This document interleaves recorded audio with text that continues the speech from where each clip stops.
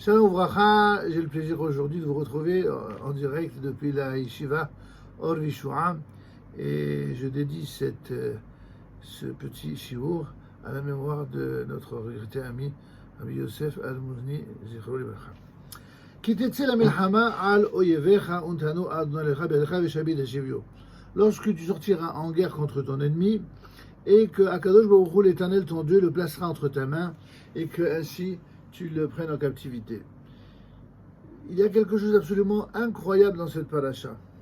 C'est que, alors que dans toute la Torah, du début jusqu'à la fin, on voit que Akadosh Baruch Hu est dans son sillon, tous les hachamim de toutes les générations encouragent les juifs à se mesurer à toute difficulté par la gvura, par la puissance, par la volonté, par la capacité à se mesurer à toutes les difficultés de l'existence, de manière à se hisser au niveau requis pour servir Dieu, pour servir le clan d'Israël, mais aussi pour servir l'humanité. Comment se fait-il qu'ici, et contre toute attente, on a l'impression que la Torah vient et nous dit que voilà, si il s'amourache, entre guillemets, de cette personne en captivité, eh bien, alors il y a tout ce cérémonial, donc, tu l'amèneras, n'est-ce pas, à l'intérieur de sa maison, elle se rasera la tête, elle se fera les ongles, elle enlèvera son habit de veuvage, et elle restera ainsi dans sa maison, elle pleurera, dans ta maison, pardon, elle pleurera son père et sa mère, 1 mois, et seulement tu pourras aller vers elle, etc. C'est quoi cette...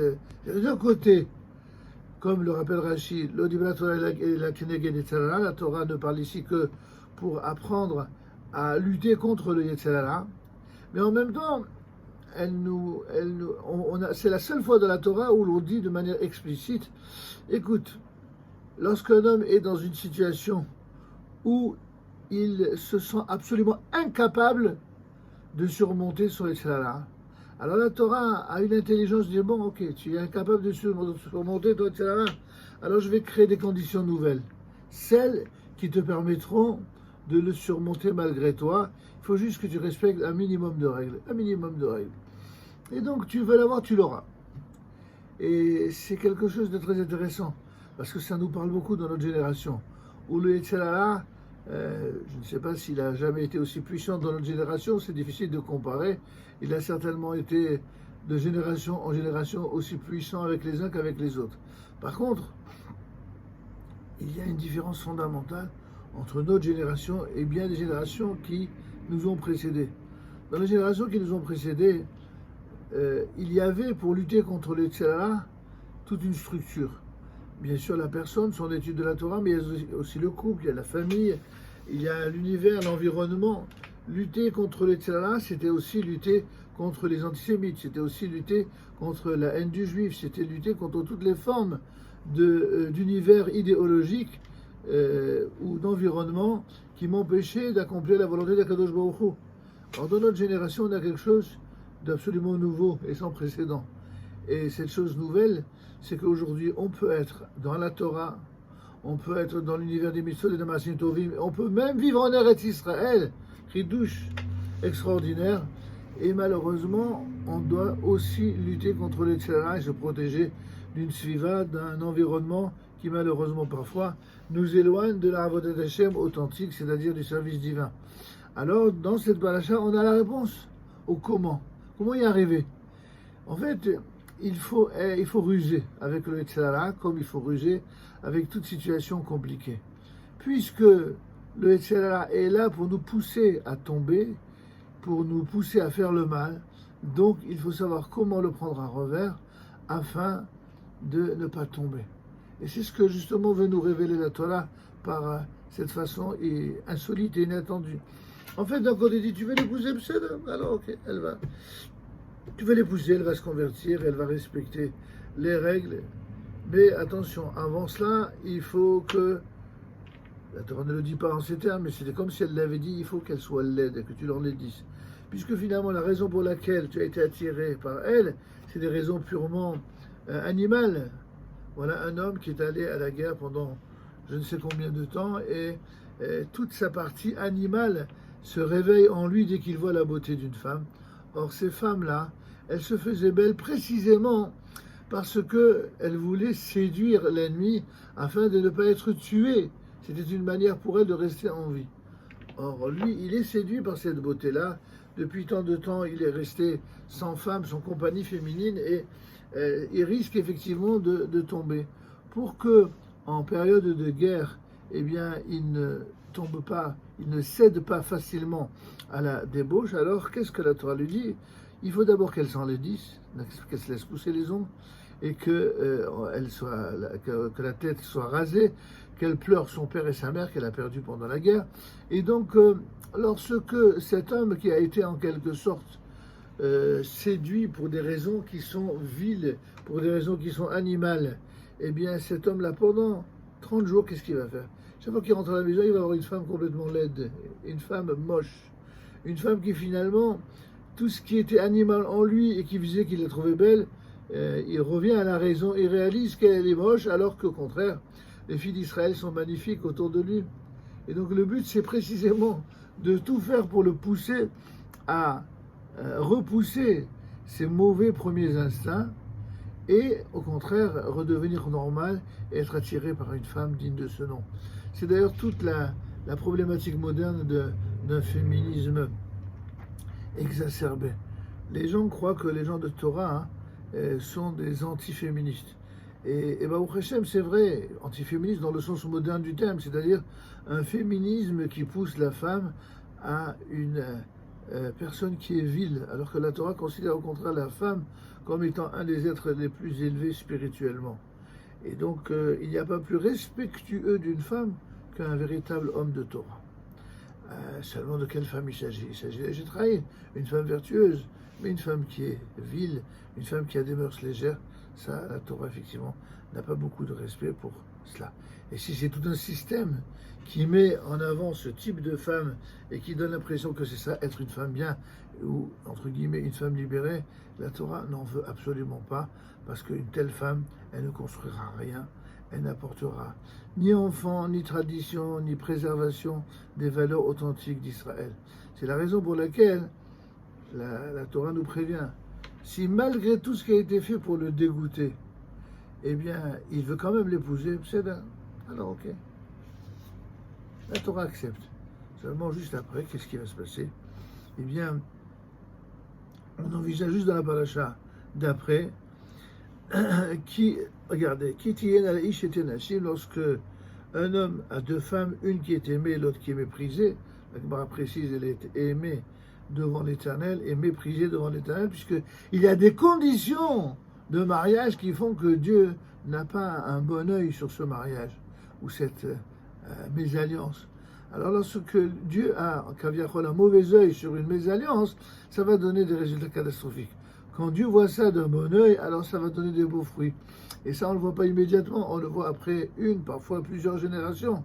Alors, lorsque finalement ces enfants vont naître, eh bien on va envisager un cas sans précédent, qui est le Ish ben Sorer Umore et Nenu Shomea Bekol Aviv Kolimbo.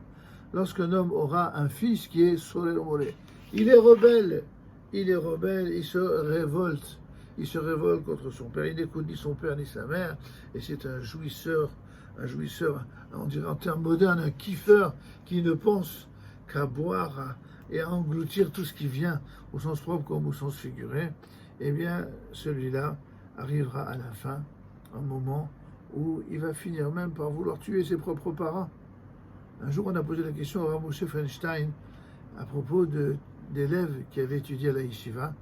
Et malheureusement, il y avait un parmi eux qui était pourtant très brillant dans l'étude, mais dont il a appris qu'il se droguait.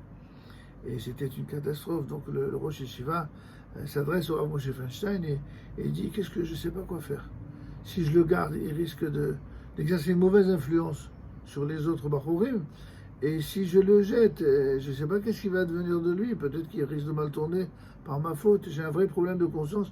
Qu'est-ce que tu me conseilles? Et le Rav Moshe Feinstein, pour le dire de manière courte, eh bien, on va lui dire, à l'appui de la paracha de Kitetse, qu'en fait, on voit qu'il y a une condamnation terrible qui va qui va concerner le fameux Ben Solal Umore. Cet enfant rebelle, en fait, il va être condamné à mort. Je vous rassure tout de suite, cette condamnation n'a jamais eu lieu. Mais elle a été évoquée. Pourquoi? Pourquoi la Torah vient évoquer une situation uniquement pour qu'on connaisse le caractère gravissime de la situation et sans qu'elle ait des effets juridiques et réels? Et Rav Moshe Feinstein nous amène ce chidouche à propos de la question qui lui a été posée, en disant qu'en fait, lorsque la Torah a émis ce décret, c'est pour nous apprendre qu'un enfant qui a été conçu d'une manière aussi vile, eh bien, il ne changera pas, il ne fera pas teshuva, il restera à jamais comme il est. Et cet enfant-là ne peut qu'exercer de mauvaises influences. Et bien entendu, il n'y a aucun scrupule à avoir dans un tel cas absolument unique et extrême, à l'écarter complètement. Et donc le Rav Moshe Feinstein de conseiller, évidemment de renvoyer cet élève pour ne pas en quelque sorte compromettre tout le troupeau. C'est des choses qui sont peut-être parfois difficiles à entendre pour certains, parce qu'aujourd'hui, eh bien, au nom d'idées fallacieuses, on joue souvent au sentimentalisme, toujours pour défendre les causes perdues et les cas négatifs, c'est-à-dire des gens qui ne veulent pas progresser, des gens qui ne veulent pas grandir, des gens qui ne veulent pas avancer. Quelqu'un qui ne veut pas avancer, si c'est une faiblesse passagère, alors il faut le soutenir, il faut l'aider, il faut lui donner les moyens de grandir.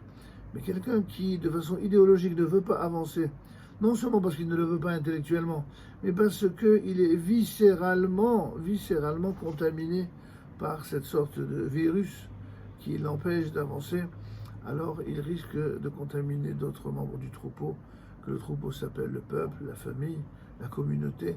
C'est pourquoi il faut évidemment s'en inquiéter.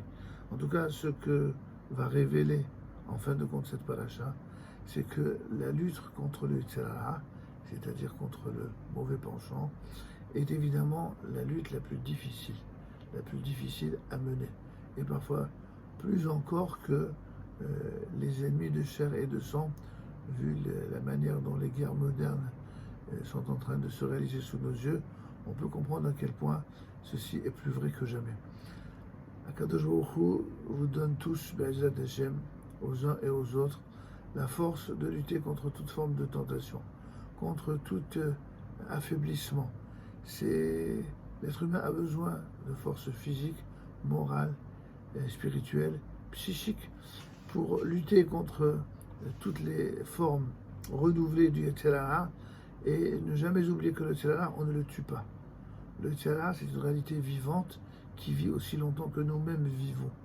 Et donc jusqu'au dernier souffle de notre existence, nous devons lutter, que Dieu nous donne tous ses kohot, ses forces, pour lutter contre le Yetzirah, qui vous donne ses forces, afin de vous d'un côté, nous de l'autre, et surtout ensemble, de pouvoir grandir, de faire grandir, d'apporter plus de lumière, et Be'ezrat Hashem, grâce à cette lutte, de voir de nos yeux et de notre vivant le résultat, les fruits de cette bracha, les fruits de ce combat, aussi bien ici en Eretz Israël que en Chutz La'aretz. Amen, ki ratzon, Shabbat Shalom Mevorach.